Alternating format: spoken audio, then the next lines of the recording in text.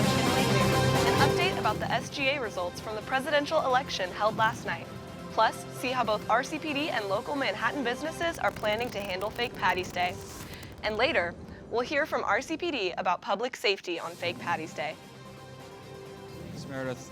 Looking ahead at your weather for today, it is warmer outside with a temperature of 55 degrees, with feeling like a temperature of 34 degrees, and the wind speeds are reaching 8 miles per hour. When will nice weather return? That's right here at Channel 8 News.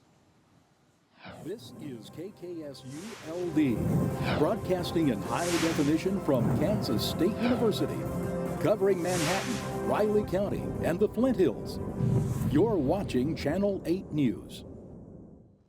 Good morning and welcome to Channel 8 News. I'm Meredith McCalman. Coming up today, we'll hear an update about the Rally Alley project taking place in Aggieville. Plus, the UFM Community Learning Center is partnering with Manhattan Housing Authority. What differences are they making for local youth? And later, sports will take over with a preview from the T-Mobile Center of the K-State Women's Basketball Big 12 tournament game. Each year, on the Saturday before spring break, K-State students flood Aggieville and the surrounding neighborhood streets to celebrate Fake Patty's Day. However, the unofficial tradition might look different this year, as Riley County Police say they're cracking down on illegal activity that day. Follow the law. Educate yourself on what the laws are for not only Fake Patty's Day, but any day of the year. So the police came and talked to us and let us know last year they were going to be hammering down on houses a little bit, which was really, I guess we were grateful to know that they were letting us know, but also it was kind of scary because they were kind of warning us as well that, hey, if you have people congregating at your house at all, you guys can be fined for this. Fake Patty's Day started in Aggieville in 2007 and has made its way out into the community. Avery Johnson has more on the changing relationship between the event and the city. As the festivities of Fake Patties began at a core group of bars in Aggieville, it took off around the community faster than expected. Manhattan resident Tim Fitzgerald served as the president of the Aggieville Business Association from 2012 to 2013. While serving as president, Fitzgerald's goal was to keep the crowd contained in Aggieville. The effort was to bring it all in Aggieville, gate off, close the entries so that it was a walking area, allow open containers. Everyone who was 21 had to be wristbanded, and anyone caught with alcohol under 21 would face the consequences. The city didn't like that plan. Despite his efforts, Fitzgerald said the city's goal was to squeeze the event out of Aggieville in hopes of shutting it down. And I sat at a table in what was at one time Kites, it was a meeting room, and told them, you're going to spread this all over town and it's going to be a giant mess. And they said, then we'll shut it down there. None of that's worked. None of it. Although the event has made its way to the neighborhoods, Aggieville still remains a hotspot for the festivities. This Saturday, the streets of Aggieville will be filled with students partaking, although reminded to do so safely. I understand that you're going to be watched a lot, and and it would be nice to have a great fun event and have the number of arrests or citations, hit an all-time low, and kind of knock down that that side of the excitement part of it. Before partaking in the festivities this Saturday, students are reminded that all charges and laws remain in place despite the holiday. From Manhattan, Avery Johnson, Channel 8 News. To stay safe on Fake Patty's Day, students are advised to stay hydrated, be aware of their surroundings, and stick with a group. Aggieville is seeing big changes with new construction projects aimed at improving accessibility and parking. But how are these upgrades impacting businesses and visitors? Grant Snowden takes a closer look. Aggieville has seen plenty of projects over previous years, but one of the latest ones, the Rally House alleyway. How have these changes affected businesses and the people who visit it? I'm here in the heart of Aggieville to find out. Improved sidewalks to a brand new parking garage, the heart of Manhattan is getting a facelift. One major addition, the Rally House alleyway, aims to make pedestrian travel easier and highlight Aggieville's history. Idea about, we want it to be a little bit more informative, et cetera, et cetera. They were looking at, they'd come to my office to do some stuff, and we've got in my conference room, we've got old pictures of Aggieville. And they liked that idea, and so they were interested in doing something like that. A Another major change, parking. The new garage adds more than 150 spaces, helping visitors avoid circling Aggieville for a spot. I would say, like the parking garage, I would say that improves the overall visiting experience. It makes it easier on people, not having to loop around Morrow all the time to try and find parking. While the improvements make Aggieville more accessible, more construction is on the way starting in April and lasting through 2028. Starting in April, we're diving in and we're going to be under construction, a lot of construction for about the next 3 years. And that's not good for business. We know that takes a toll. With more changes ahead, Aggieville continues to evolve. While short-term disruptions may cause challenges, business owners and visitors hope the long-term benefits will be worth it. Aggieville construction is expected to continue in phases throughout 2028. For updates, you can check out the city's website under Aggieville Vision Plan. From Channel 8 News in Manhattan, Grant Snowden. To stay updated on Aggieville's construction projects and road closures, visit Aggieville Community Vision at cityofmhk.com. K-State Student Governing Association held their presidential and vice presidential elections this past week in attempts to find the next voices for the student body. SGA presidential and vice presidential candidates celebrate diversity and encourage students to share their stories as Wildcats. Top priority is engaging with all students across our student body. You know, we have a diverse population of students, whether that be, first generation students, multicultural students, different majors all across the board. We really want to make sure that we are doing our job to advocate for all students, regardless of where they come from, what they're majoring in, whatever that may be. Vice presidential candidate Zoe Punce says her main goal is to serve students. Brady and I have talked a lot with various different students, and I think from the beginning of our campaign that is something we very much valued. We want to get coffee with you, we want to meet with you, and we want to hear how your K-State experience has been, because we want to represent the entire student body.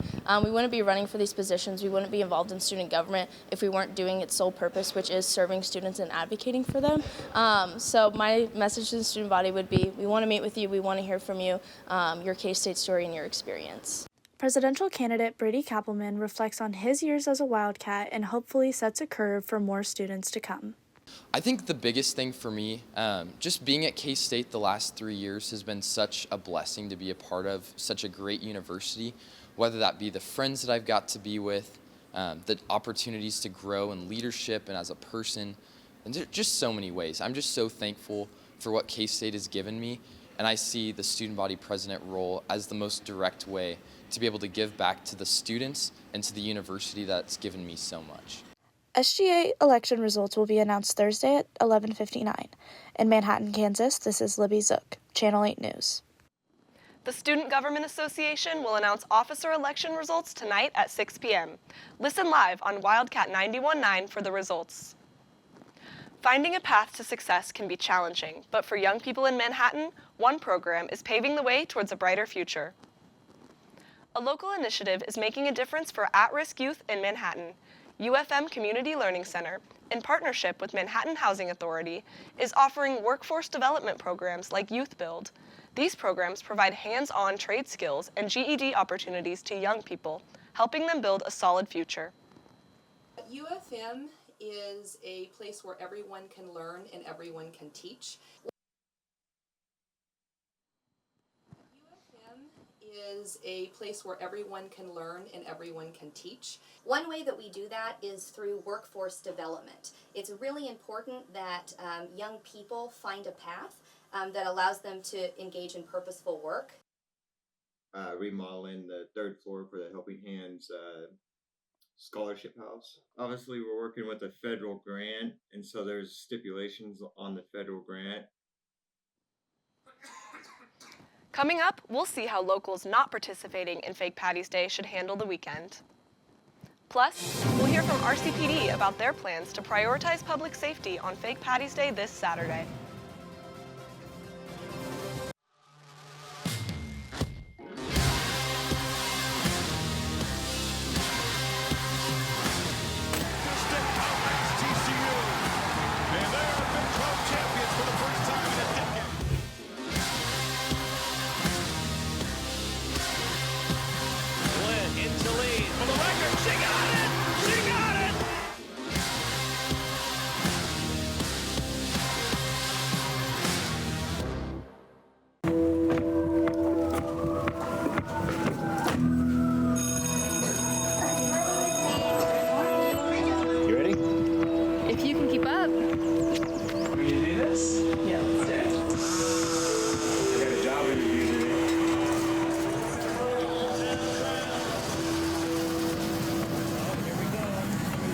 Congratulations. Thank you. Come on! Starting! This is a special place, Manhappiness. This is a phenomenal institution, a phenomenal athletic program with a proud tradition. They talk about family, and you can feel how genuine it is. The community here is so strong. It's truly like the best thing in the world. No matter where you come from, the color of your skin, or your religious background, together we make a family. And when you love people, it's amazing what you can accomplish.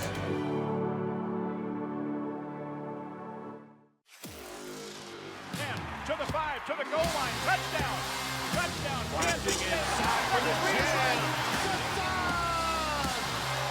Sheldon is roofed by Carter.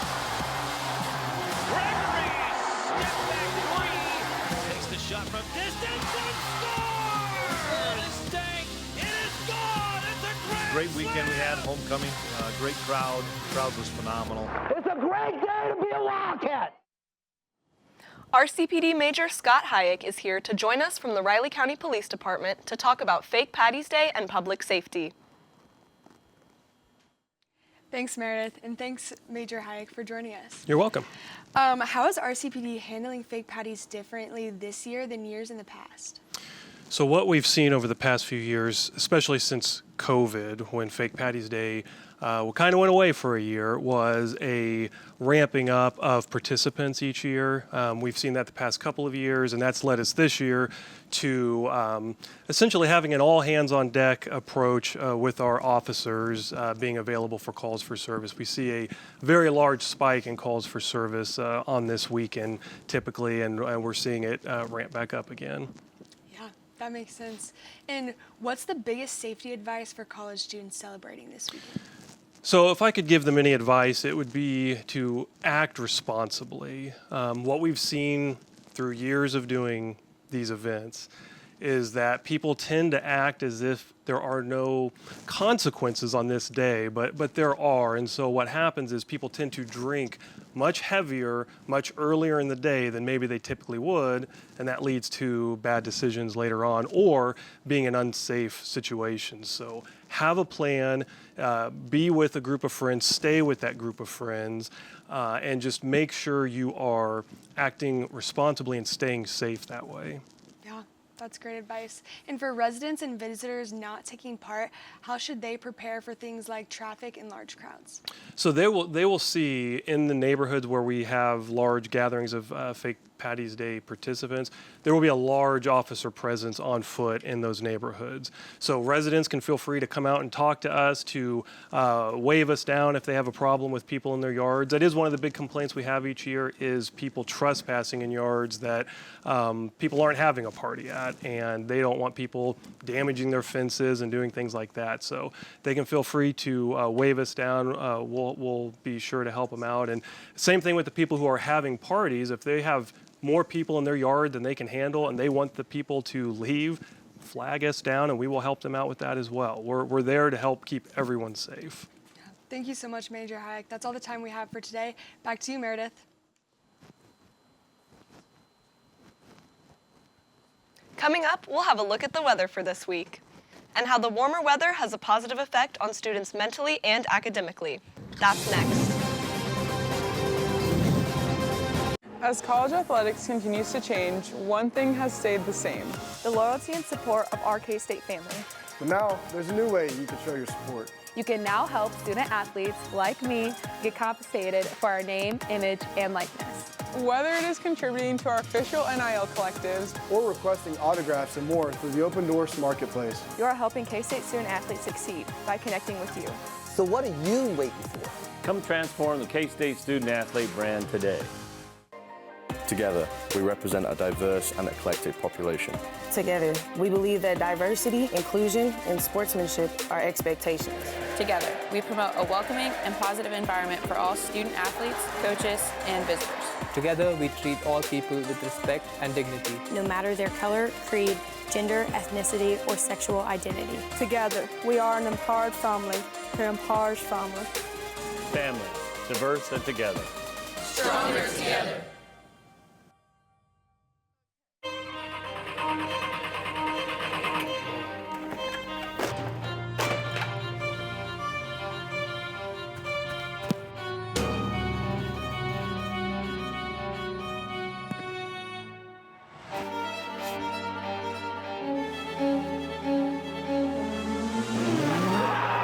championship on the line. Good! It's good!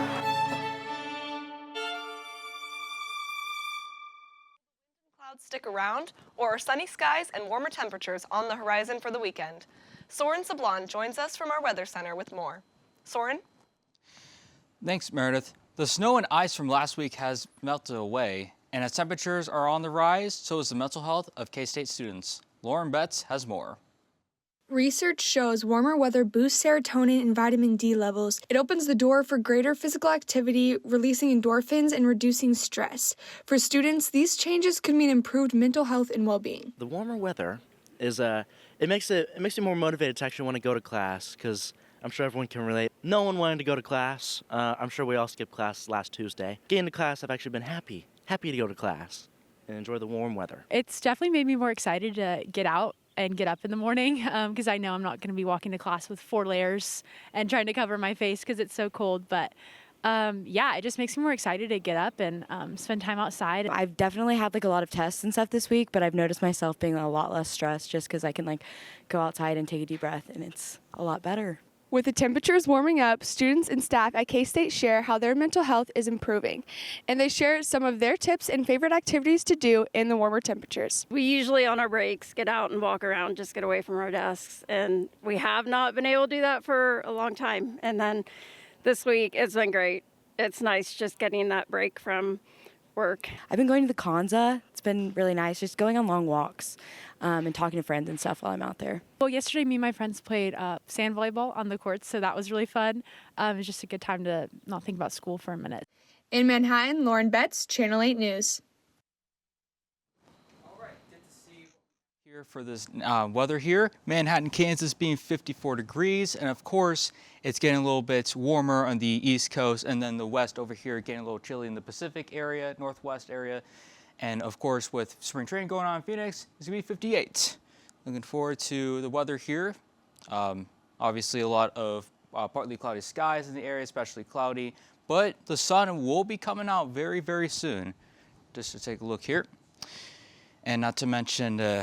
It'd be a great day to go for baseball anyways, but being 53 here in Riley County, like I said, it's going to warm up, and it's getting pretty relatively warmer around the central states, and especially chilly on the sides too. But hey, springtime is coming. It's time to get out there. So it can be 55, of course, going this afternoon, and then gonna go back down to the 30s, being 38, and then by the time we wake up for sunrise, it'll be 33 degrees, partly cloudy skies with pretty high wind of 14. So got to look at today's 5-day here going up, and well, before we get to that, we've got partly cloudy skies going at 40 degrees, and of course still partly cloudy throughout the entire time, getting warm and then cooling off. And now 5-day, like I said, warming up, 50s and all the way up to 60s and even 70s going up to later this week. That's all for weather. Back to you, Meredith. K-State women's basketball has their first game of the Big 12 tournament today. How did they stack up against UCF? And a few former Wildcats are shining bright in the NBA and G League. See their success and milestones on the professional court. Plus, K-State rowing is about to kick their season off, but what is special about this year's roster? That's all next. As college athletics continues to change, one thing has stayed the same: the loyalty and support of our K-State family. But now, there's a new way you can show your support. You can now help student athletes like me get compensated for our name, image, and likeness. Whether it is contributing to our official NIL collectives or requesting autographs and more through the Open Doors Marketplace, you are helping K-State student athletes succeed by connecting with you. So what are you waiting for? Come transform the K-State student athlete brand today.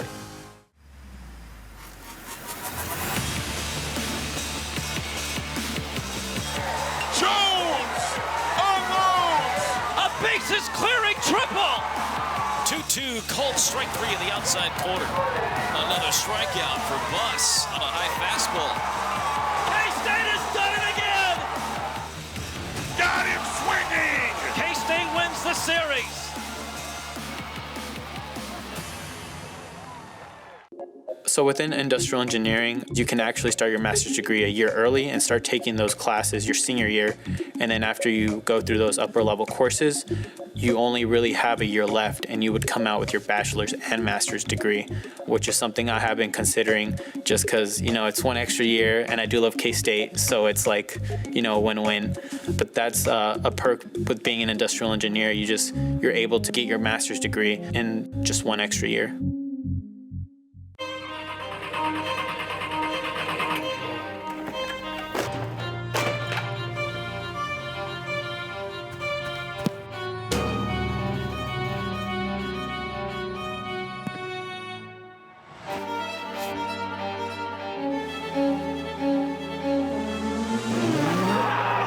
Championship on the line. Good! It's good!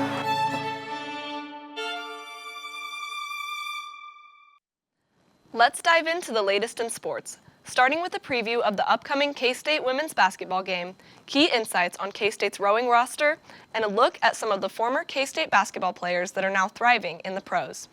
Hannah Whetstone joins us from our Sports Center with the latest. Hannah? Thanks, Meredith. K-State women's basketball will see action in the Big 12 Conference Tournament today with tip-off just 15 minutes away.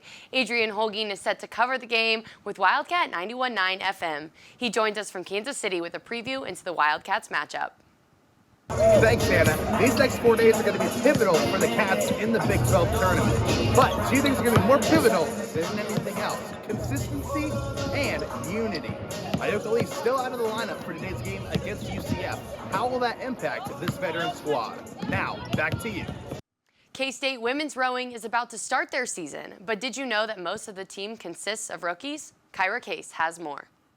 Head coach Patrick Sweeney said 99% of rowing recruits for the women's team is made up of students who have never rowed before. Despite their inexperience, the team works hard to compete at the D1 level. They just kind of were like, you're tall, you're athletic, we think you can do this. And so I kind of just took a chance and here I am. So it's worked out and I'm very grateful. I was very interested in rowing because so many of the other girls also hadn't rowed. So I knew that I would be in a similar situation as them. And I thought it was a really cool opportunity to get to be an athlete at the D1 level. To build up strength for this season, not only do they need to fight their inexperience, but also the elements. Well, we get frozen off come November through to now, March, is normally what happens. That's why we can get them very strong on land training. The other one is normally in the spring it's windy, and that's the second thing. It's a great piece of water when it's not blowing because it's a large expanse of water, but the trouble is being open.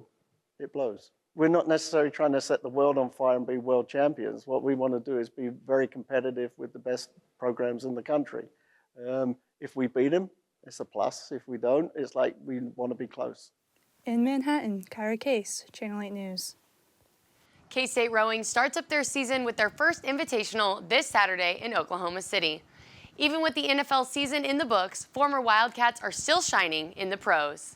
Naquan Tomlin debuted for the Cleveland Cavaliers last week and recorded 10 points across his first 3 games, including a high of 7 minutes with 5 points and 3 rebounds against the New York Knicks.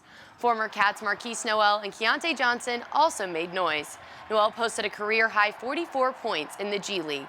Johnson recorded 3 30-plus point games for the Charlotte Swarm in February.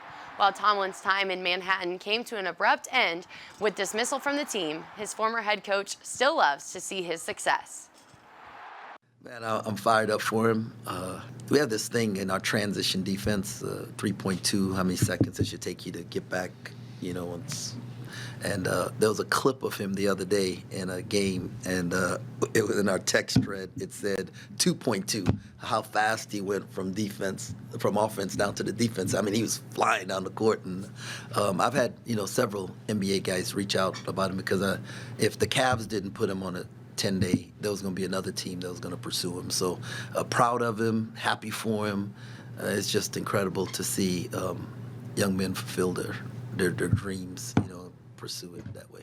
That wraps up sports for now. We've got an exciting week ahead with plenty of games and updates coming your way. Meredith? Before we go, one last check on the weather. Will we see warmer temperatures this weekend? Your final forecast next. In a time of evolution, it is our time to elevate and carve our place atop in a new era.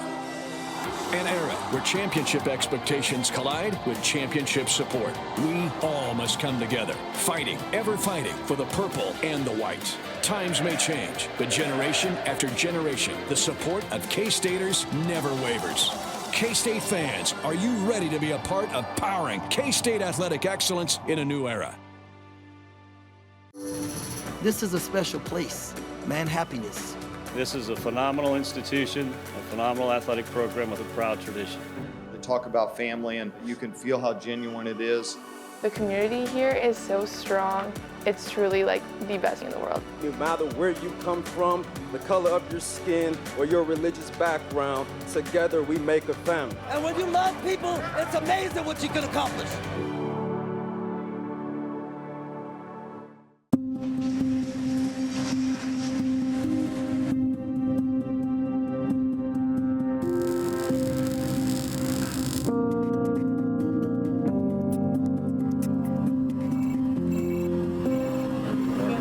So the first third of the runway. Deviations left of course approved. Bobcat 1-2, proceed when able.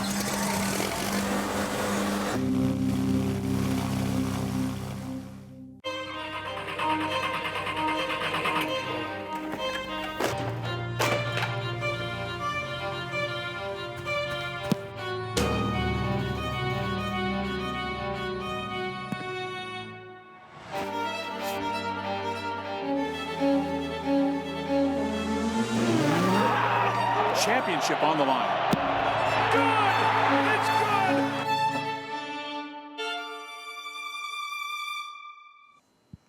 Before we wrap up, let's check in with Soren for the final weather. Soren? Thanks, Meredith. So, as we said here, there's a lot of cloudy skies. As you can see, 54 degrees right now, but of course, the sun is slowly starting to emerge, and it'll start to emerge completely on Saturday with fake patties. Not to mention, tomorrow is the beginning of Kansas State baseball, and of course, we have the Big 12 tournament in Kansas City going on right now. So, a lot of action, and definitely a great time to go outside. And especially on Saturday, the last men's regular season game will be played at Bramlage Coliseum at 12:30. So get out there and go support your Cats. And not to mention, enjoy the nice weather. Back to you, Meredith. That's all the time we have for today's show. We'll see you back here next week for more news and the latest updates from the Manhattan area. From everyone at Channel 8 News, have a great day.